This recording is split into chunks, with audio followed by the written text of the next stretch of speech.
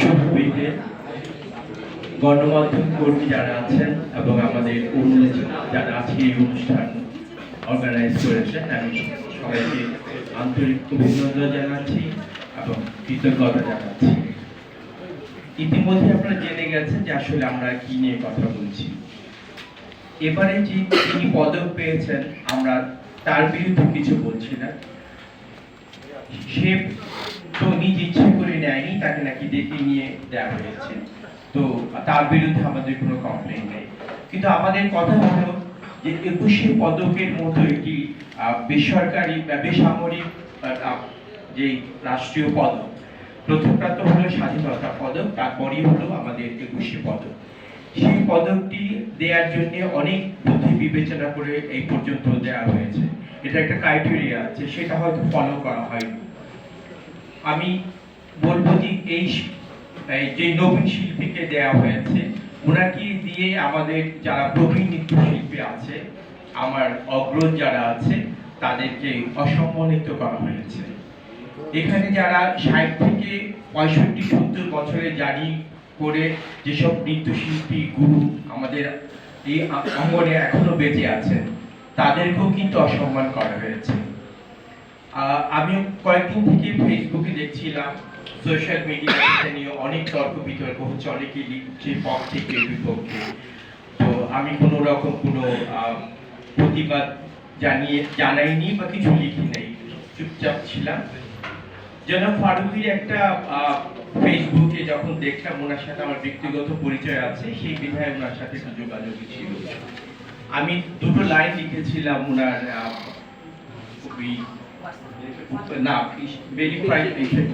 ফেসবুকে মেসেঞ্জারে দিয়ে, আমি আর কিছু বলি, আমি জাস্ট দুটো লাইন লিখেছি, তেমন কোনো মানে বিদ্বেষপূর্ণ কিছু নেই।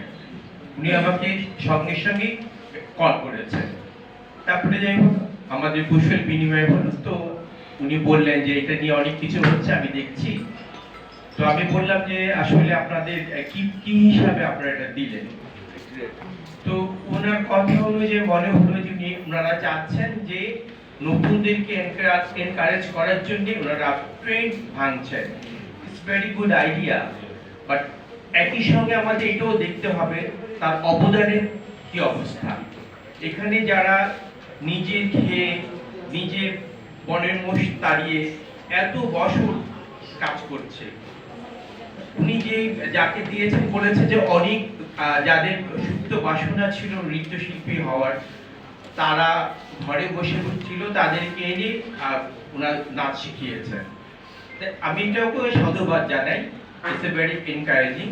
বাট কথা হলো যাদেরকে উনি নাচ শিখিয়েছেন, সেটার বিনিময়ে উনি পারিশ্রমিক নিয়েছেন, এবং তারপরে যারা শিখেছেন যে অল্প সময়ে, তারা কি আদৌ এটাকে প্রফেশন হিসাবে নিবে? যদি প্রফেশন হিসাবে নাই নেয়, তাহলে অবদানটা কোথায় হলো? আর যারা আমাদের মতো যারা টিচার আছে, গুরু আছে, শিল্পী আছে, এরা তো অনেক শিল্পী তৈরি করেছে।